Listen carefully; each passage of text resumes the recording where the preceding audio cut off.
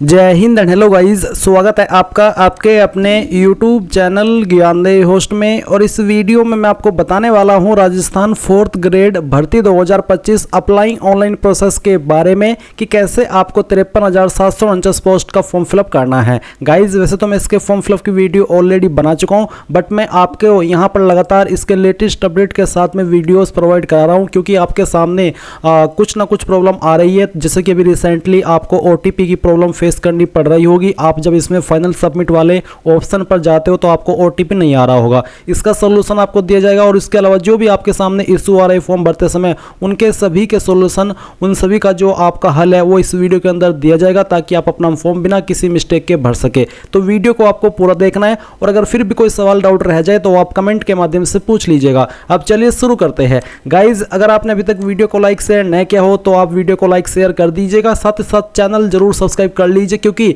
जैसे कि मैंने आपसे कहा कि जब तक ये भर्ती का प्रोसेस कंप्लीट नहीं होगा तब तक आपको समय समय पर इसके बारे में जो भी आपके सामने प्रॉब्लम आएगी, इशू आएंगे, उनके अपडेट की वीडियो मिलती रहेगी। अब मैंने जो आपको लिंक इस वीडियो के डिस्क्रिप्शन में दिया है, आप ओपन करिए। ओपन करने के बाद आपको जानने को मिलेगा कि इसमें 53,749 वैकेंसी निकाली गई है। एज लिमिट 18 से 40 साल के बीच रखी गई है। परमानेंट भर्ती है, चतुर्थ श्रेणी की, और 10वीं पास कैंडिडेट अप्लाई कर सकते हैं और ऑल इंडिया से अप्लाई कर पाएंगे। फॉर्म आप लोग 19 अप्रैल 2025 तक भर सकते हैं। और गाइज यहाँ पर एक जो सवाल है कि इसमें OTP नहीं आ रहे, तो मैं आपको बता दूं कि जो आपकी राजस्थान ड्राइवर की भर्ती निकली हुई है उसकी लास्ट डेट नज़दीक है, जिसके चलते वेबसाइट के ऊपर काफ़ी संख्या में ट्रैफिक आ रहा है। और ये भी इतनी बड़ी वैकेंसी है कि इसमें भी बहुत सारा ट्रैफिक आ रहा है, तो जिस वजह से जो वेबसाइट का सर्वर है वो डाउन हो गया है। पर फिर भी गाइज OTP आ जाता है। OTP आपको 10 मिनट बाद, 15 मिनट बाद आ जाता है। आप जिस टैब में फॉर्म को भरा है उसमें वहीं के वहीं उसको छोड़ दे और अपनी ईमेल चेक करते रहे, अपना मैसेज चेक करते रहे।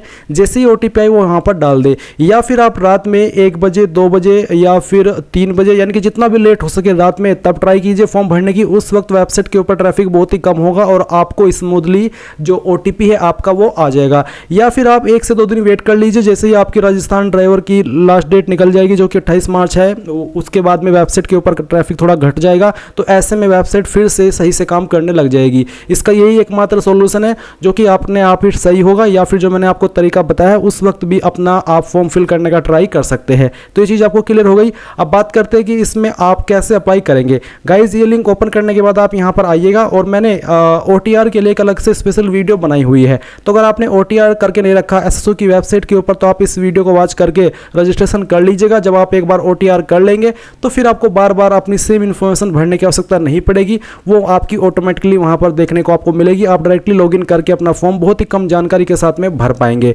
अभी यहाँ पर बात करते हैं कि कैसे आपको शुरू से लेकर आखिर तक अप्लाई करना है। तो इसके लिए आप इंपॉर्टेंट लिंक के सेक्शन में आएंगे और अप्लाइंग ऑनलाइन लिंक ओपन करेंगे। देन आपके सामने यहाँ पर SSO का इंटरफेस आ जाएगा। मैं आपको बता दूं कि अगर आपने इस वेबसाइट का इस्तेमाल करके पिछले 4-5 साल के अंदर कोई भी फॉर्म भरा है तो आपका अकाउंट बना हुआ होगा। आपको यहाँ पर दोबारा से रजिस्ट्रेशन करने की आवश्यकता नहीं है। आप उसी डिटेल से लॉगिन करेंगे जिसमें कि आपको आपकी SSO ID या फिर यूजर नेम यहाँ पर एंटर करना है, एंड जो आपने पासवर्ड बनाया था वो डालना है। बट गाइस अगर आप आपका पासवर्ड भूल चुके हैं तो आप यहाँ पर I forgot my password click here, इसके सामने क्लिक हियर पर क्लिक करेंगे, एंड देन जो आपकी SSO ID है वो यहाँ पर डालेंगे। जो मोबाइल नंबर या फिर ईमेल ID आपने रजिस्टर की थी वो डालेंगे, ये कैप्चा कोड फिल करेंगे, एंड देन सबमिट के ऊपर आप जैसे ही क्लिक करेंगे तो आपको मैसेज के माध्यम से आपका जो पासवर्ड है वो सेंड कर दिया जाएगा। अगर आप आपकी SSO ID भूले हैं तो आपको यहाँ पर उसको भी रिसेट करने का ऑप्शन दिया है। पर गाइज अगर आप यहाँ पर पहली बार इस वेबसाइट का इस्तेमाल करके कोई फॉर्म भर रहे हैं तो आपको रजिस्ट्रेशन करना होगा।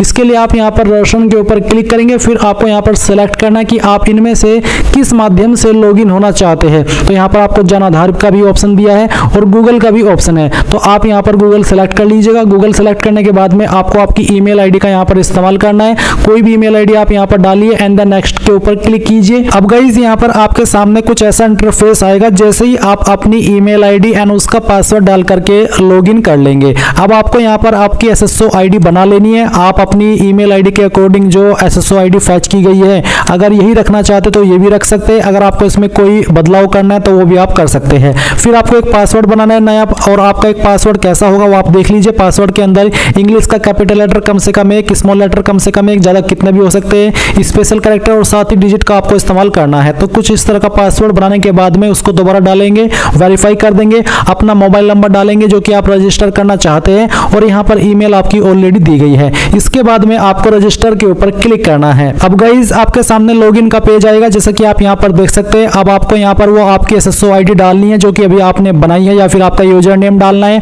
आपका पासवर्ड डालना है जो कि अभी आपने बनाया, ये कैप्चा कोड डालेंगे एंड देन लॉगिन के ऊपर क्लिक करेंगे। अब गाइज आपके सामने यहाँ पर ये अपडेट प्रोफाइल का ऑप्शन आएगा। तो आपको सबसे पहले आपका फर्स्ट नेम एंटर करना है 10th के सर्टिफिकेट के अकॉर्डिंग, फिर आपको आपका लास्ट नेम एंटर करना है। इसके बाद डिस्प्ले नेम अगर आप अपना चेंज करना चाहते हैं तो ये भी आप यहाँ से चेंज कर सकते हैं। फिर आपकी जो डेट ऑफ बर्थ है वो आपको यहाँ पर इस तरह से कैलेंडर के ऊपर क्लिक करके सिलेक्ट कर लेनी है, पहले ईयर फिर मंथ और उसके बाद में डे। देन गाइज यहाँ पर जेंडर आपको सिलेक्ट करना है। अगर आप यहाँ पर नंबर ऐड करना चाहते हैं, आपने नहीं किया तो आप यहाँ पर इसके सेक्शन के ऊपर क्लिक करके अपना नंबर डालेंगे, सेंड OTP पर क्लिक करेंगे तो OTP जाएगा, वो OTP यहाँ पर डाल करके वेरीफाई करना है। ईमेल ID भी आप यहाँ पर ऐड कर सकते हैं या फिर चेंज कर सकते हैं। इसके अलावा आपको यहाँ पर पोस्टल एड्रेस में जो आपका प्रेजेंट एड्रेस है वो फिल करना है, और फिर जो आपका पोस्टल कोड है वो भी आपको यहाँ पर डाल देना है। पोस्टल कोड यानी कि जो आपका पिन कोड लगता है वो पिन कोड आप यहाँ पर लिखेंगे। सिटी डिस्ट्रिक्ट कौन सी है वो भी आपको यहाँ पर अपनी एंटर कर देनी है।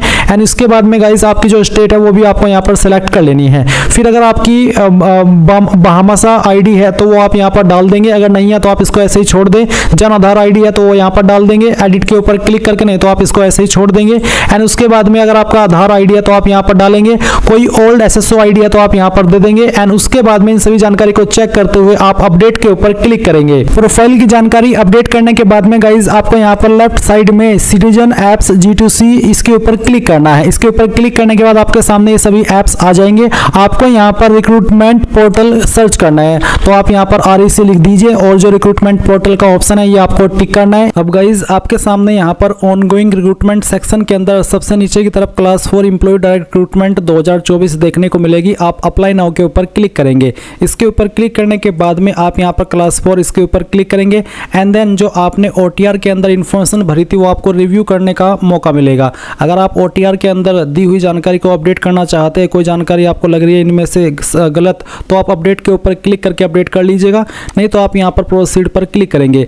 प्रोसीड पर क्लिक करने के बाद अब आपको यहाँ पर आपकी अन्य जानकारी भरनी है, जैसे कि मदर नेम आपको यहाँ पर देने का मौका मिलेगा। अगर आपको यहाँ पर ये जो ग्रे वाइट है इसमें कोई चेंजेस करना है तो आप OTR की इन्फॉर्मेशन अपडेट करके यहाँ पर राइट साइड में क्लिक करके अपडेट प्रोफाइल पर क्लिक करके कर सकते हैं, अन्यथा आपकी जानकारी यहाँ पर ऐसे ही आएगी जैसे कि आप यहाँ पर देख सकते हैं। इसके बाद आप यहाँ पर आपकी जो कास्ट कैटेगरी है वो सिलेक्ट कर लेंगे, जो भी आपकी कास्ट कैटेगरी है। मैं यहाँ पर डेमो के लिए फॉर्म को भरा हूँ तो मैंने यहाँ पर ST कैटेगरी सिलेक्ट की है। अब गाइज आप यहाँ पर देखेंगे स्पेशली एबल्ड कैटेगरी, यानी कि अगर आपकी कोई दिव्यांगजन श्रेणी है इनमें से तो आप सिलेक्ट कर लेंगे, नहीं तो आप नॉट एप्लीकेबल के ऊपर क्लिक करेंगे। फिर आप यहाँ पर नीचे की तरफ आएंगे और जो आपकी अन्य इन्फॉर्मेशन है वो भरेंगे, जैसे कि आपका रिलीजन क्या है वो आप यहाँ पर सिलेक्ट कर लेंगे। उसके बाद में मैरिटल स्टेटस आपका क्या है वो आपको यहाँ पर सिलेक्ट कर लेना है। एंड देन आप यहाँ पर फिर नीचे की तरफ आएंगे और देखेंगे आपका मोबाइल नंबर। अगर आपका मैरिटल स्टेटस अनमैरिड के अलावा अन्य है तो आपको यहाँ पर जीवित बच्चों की संख्या देनी है, 1/6/2002 से पहले कितनी है और 1/6/2002 के बाद में कितनी। और अगर आप अनमैरिड है तो आप यहाँ पर इसमें 00 लिख देंगे। फिर व्हाट्सअप मोबाइल नंबर अगर आपका अलग से है तो आप यहाँ पर डाल दीजिएगा। इसके बाद आप यहाँ पर देखेंगे ईमेल ID, उसके बाद में आधार ID डालने के बाद आप वेरीफाई के ऊपर क्लिक करके इसको वेरीफाई कर देंगे। जन आधार ID आपके पास अगर है तो वो भी आप यहाँ पर डाल दीजिएगा। फिर पूछा है अप्लाइंग फॉर, क्या आप राजस्थान के अनुसूचित क्षेत्र से संबंधित है, अगर हाँ तो यस, अगर नहीं तो आप नो करेंगे। फिर जो आपका प्रेजेंट एड्रेस है वो आप यहाँ पर भरेंगे। लाइन 1 और 2, 3 के अंदर आप थोड़ा पार्ट आपके एड्रेस का डाल दीजिएगा। आपकी स्टेट सेलेक्ट कर लीजिएगा, आपकी डिस्ट्रिक्ट, उसके बाद में सिटी विलेज का नाम और आपका पिन कोड। एंड देन आप नेक्स्ट के ऊपर क्लिक करेंगे। इसके बाद में गाइज आपके सामने यहाँ पर पर्सनल डिटेल का सेक्शन आ जाएगा। तो आप यहाँ पर डोमिसाइल डिटेल में सबसे पहले आपकी नेशनलिटी सेलेक्ट कर लेंगे इंडियन, फिर आपकी होम स्टेट आपको सेलेक्ट करनी है, होम डिस्ट्रिक्ट सेलेक्ट कर लेनी है। इसके बाद फिर पूछा है settled in India from other country, क्या आप अन्य कंट्री से इंडिया के अंदर सेटल हुए हैं, अगर हाँ तो यस, नहीं तो आप नो करेंगे। फिर कुछ और सवालों के आंसर करने हैं, जैसे कि क्या भूतपूर्व सैनिक है, अगर हाँ तो यस, नहीं तो आप नो कीजिए। क्या आप एक उत्कृष्ट खिलाड़ी है, अगर हाँ तो यस, नहीं तो यहाँ पर भी आप नो कर देंगे। क्या मौजूदा सरकारी विभाग या सार्वजनिक उपक्रम कर्मचारी है, अगर हाँ तो यस, नहीं तो नो कर दीजिए। फिर एनी एडिशनल एज रिस्ट्रिक्शन, अगर आपकी इनमें से कोई कैटेगरी जैसे कि एक्सप्रेशनर, NCC कैडेट, इंस्ट्रक्टर तो आप सिलेक्ट कर ले। करेंगे, नहीं तो आप नॉट एप्लीकेबल सेलेक्ट करेंगे और नेक्स्ट के ऊपर क्लिक कर देंगे। अब आती है क्वालिफिकेशन की जानकारी। तो मैंने OTR करके रखा है, इसलिए मेरी जानकारी यहाँ पर भरी हुई है।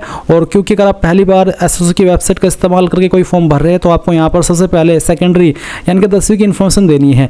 इसमें सब्जेक्ट ग्रुप, तो सब्जेक्ट ग्रुप आप चाहे तो यहाँ पर इस वाले सेक्शन में या तो ऑल जनरल सब्जेक्ट लिख सकते हैं या फिर नॉट एप्लीकेबल लिख सकते हैं, दोनों में कोई इशू नहीं आएगा। उसके बाद किस बोर्ड के द्वारा आपने आपकी 10वीं पास की उस बोर्ड का नाम आप यहाँ पर लिखिएगा।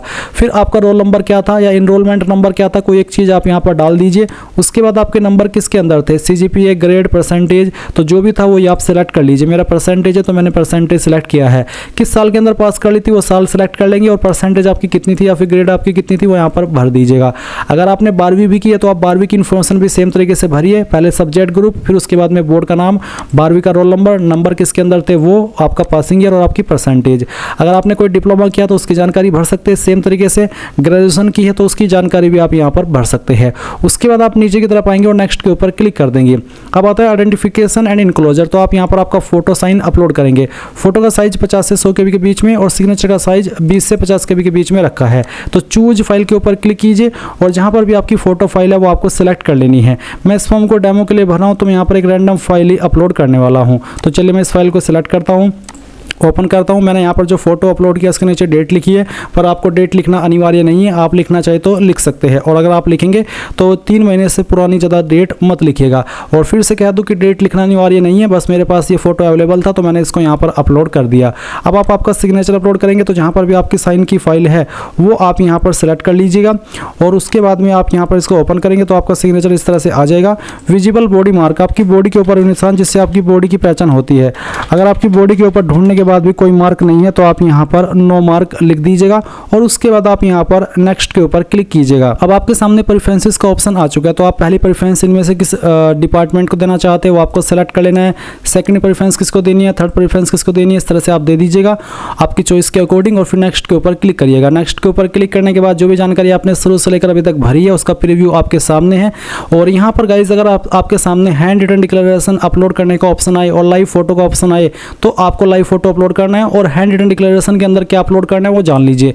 मैंने जो लिंक दिया हुआ है इस वीडियो के डिस्क्रिप्शन में आप ओपन करेंगे, इसके बाद में आप हैंड रिटन PDF ये डाउनलोड कर लेंगे। डाउनलोड करने के बाद में इस तरह का इंटरफेस आएगा। यहाँ पर आपको बोला है अभ्यर्थी यहाँ से हिंदी में लिखे, हिंदी प्रारूप, जो हिंदी में लिखा है हिंदी में लिखना है और जो इंग्लिश में लिखा हो इंग्लिश में लिखना है। बस आपको नेम ऑफ एप्लीकेंट की जगह पर अपना नाम, फादर नेम और डेट ऑफ बर्थ यहाँ पर लिखनी होगी, सिग्नेचर कर देने होंगे, SSO ID देनी होगी, OTR नंबर देना होगा और परमानेंट एड्रेस देना होगा। फिर आप इस फाइल को स्कैन करके अपलोड कर देंगे जहाँ पर भी अपलोड करने का आपके सामने ऑप्शन है। क्योंकि मैंने OTR करके रखा है और मेरे सामने ये ऑप्शन आ चुका है, मैंने एक बार इसमें अपलोड कर दिया तो बार बार मेरे से ये चीज़ नहीं ली जा रही है। अब आप यहाँ पर डिक्लेरेशन के ऊपर टिक करेंगे, फिर उसके बाद आप फाइनल सबमिट के ऊपर क्लिक करेंगे, यहाँ पर टिक करेंगे और सेंड OTP कर देंगे। इसके बाद नंबर और ईमेल के ऊपर दोनों पर OTP जाएगा, वो OTP यहाँ पर डालिए और वेरीफाई OTP कर दीजिए।